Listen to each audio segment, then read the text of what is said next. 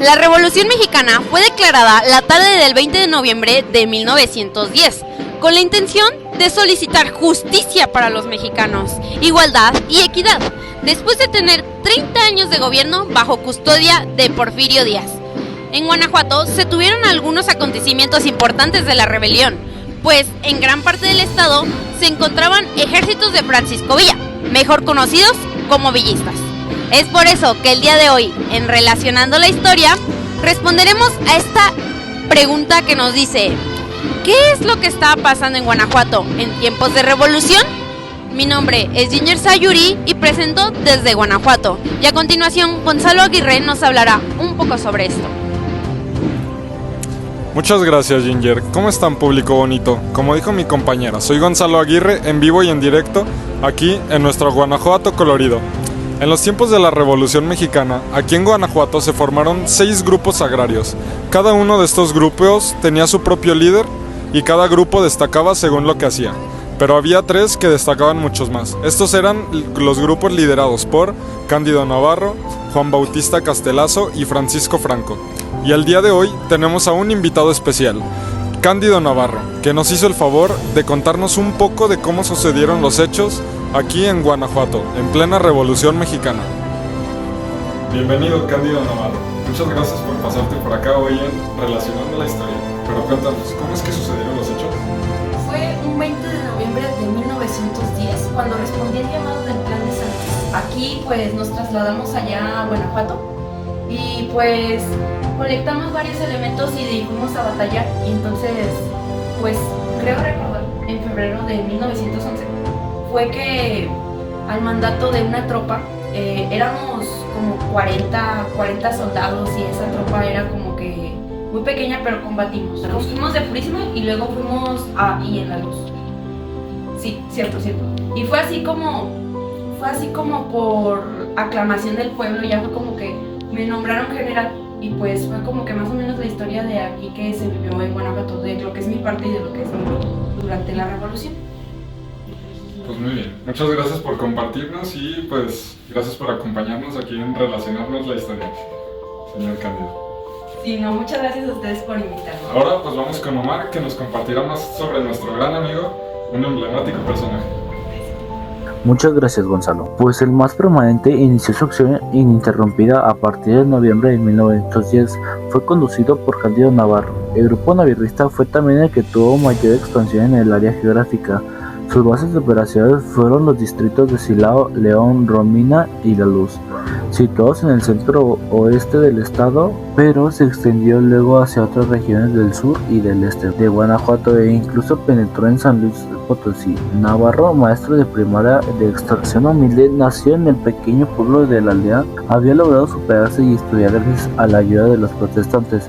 Su trayectoria política fue reconocida dentro de la lucha en pro de la democracia durante los últimos años de gobierno de Porfirio Díaz. En un inicio recibió apoyo principalmente de algunos rancheros de Silao. Y pues bueno, ahora volvemos con mi compañera Ginger. Los otros 2 grupos se formaron tardíamente después de que triunfó el ejército maderista, pero estos grupos los veremos a continuación con Carlos Daniel, reconocido influencer alias Charlie. Hola, ¿qué tal a todos televidentes? Relacionando la historia, aquí su amigo Charlie compartiendo un poco de historia. Y pues, aquí el segundo grupo se había conducido por Juan Bautista Castelazo, había participado como miembro del gobierno periodista, ocupando un puesto público en el poder judicial. En este personaje fue el primer gobernador maderista de Guanajuato. Finalmente, el tercer grupo, comandado por Francisco Franco, constituyendo el caso típico de un miembro poderoso que junto a sus peones así se la revolución, al final recuperar el poder político y económico de una región. El movimiento tuvo un lugar en la zona del Valle de Santiago, Celaya. Esto fue todo, su amigo Charlie, y nos vemos en el próximo video. Bye. ¡Qué maravilla! Sin duda el influencer Charlie, con su estilo tan característico, y el maestro youtubero conoce muy bien sobre estas partes de la historia. Bueno, y en estos grupos presentados, si tenemos en cuenta el origen social de los líderes, los insurgentes antimaderistas, del antiporfirista, un buen número de sus dirigentes surgió entre la gente humilde. Aquí nos encontramos en uno de los pueblos. Pero este es solo un pequeño dato sobre estos grupos. A continuación, Tadeo Colunga nos compartirá un poco más sobre esta historia. Pero antes, vayamos a algunos comerciales. Como pueden ver, ¿cansado de que tus tenis terminen así en la guerra? Presentamos a Maxi Guerra, los mejores tenis con el mejor calzado del mundo. ¡Llama ya! ¿Has escuchado la historia y el problema son las cámaras borrosas? Sí, y antes eran las revoluciones. ¡Qué chistoso! Un dato curioso que deberían saber es...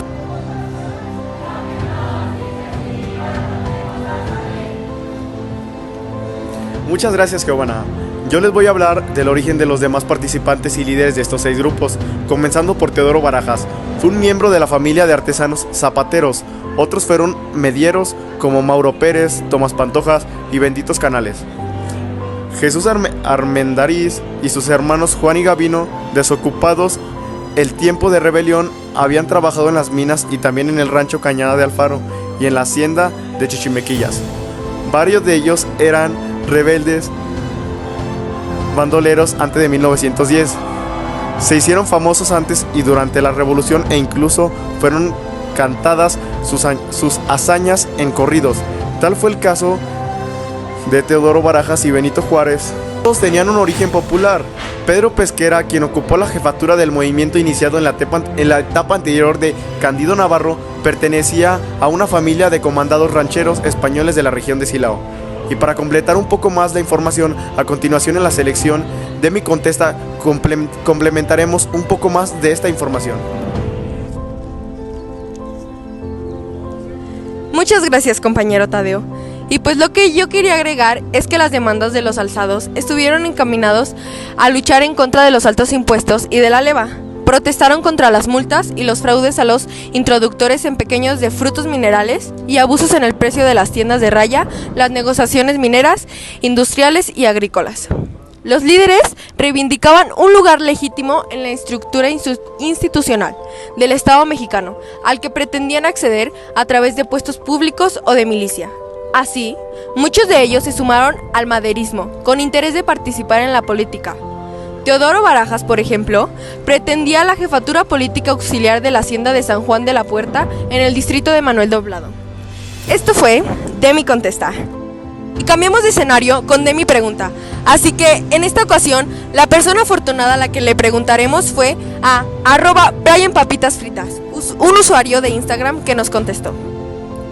Otro movimiento que ha calado mucho en Guanajuato son los disturbios urbanos. Hubo 16 disturbios en mayo y junio de 1911.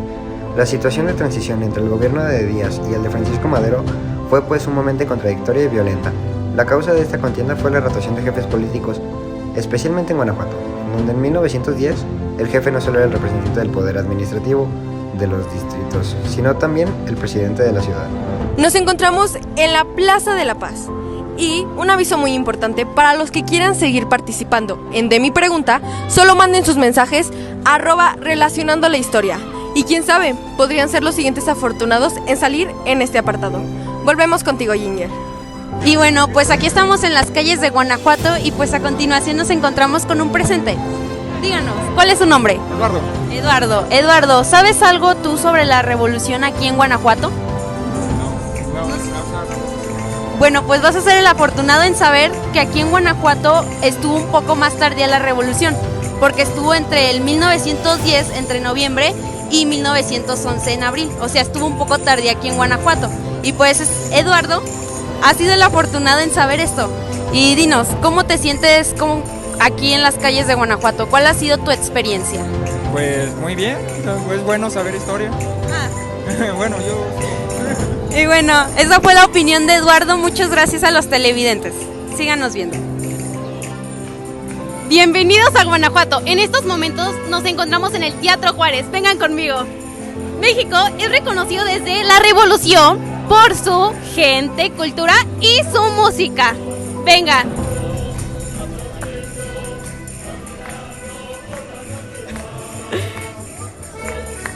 Esto es Guanajuato.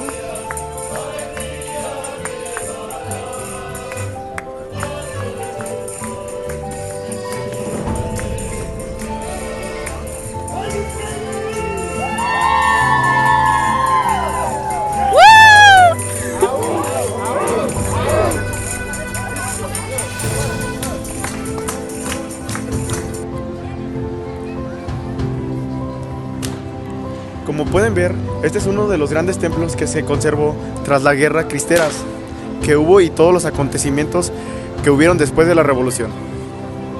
A pesar de las guerrillas y las múltiples peleas que hubo en Guanajuato, como podemos ver, ahora en la actualidad hay grandes edificios y hasta ahora hay carros y camionetas.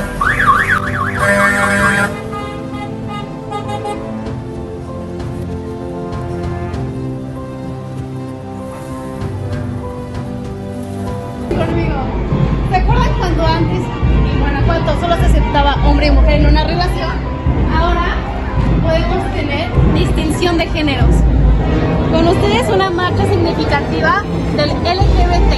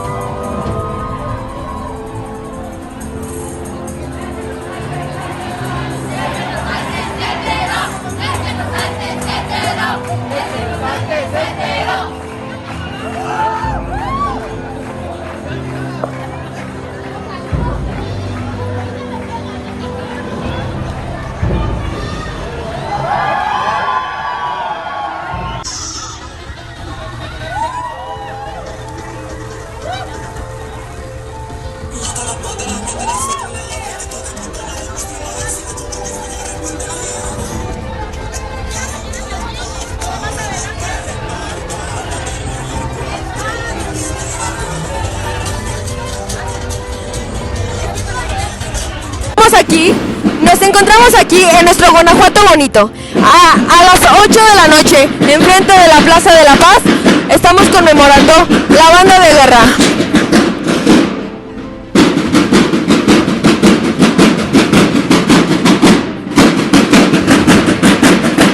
Veanlos, qué bonitos lo representan.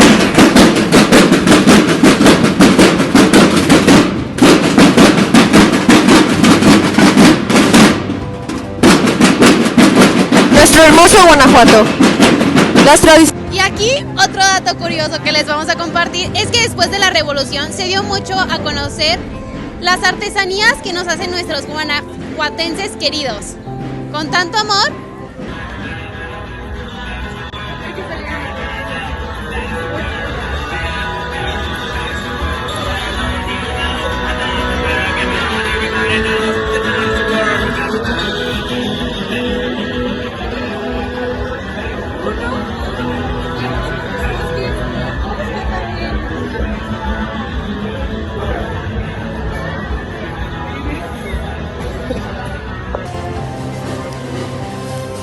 Bueno, ya nos encontramos aquí en el Pípila a las 9 de la noche.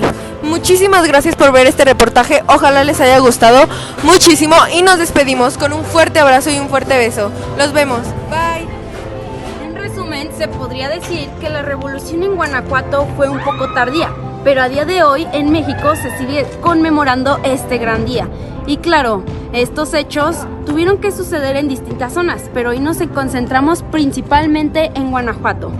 Y pues esto fue... ¡La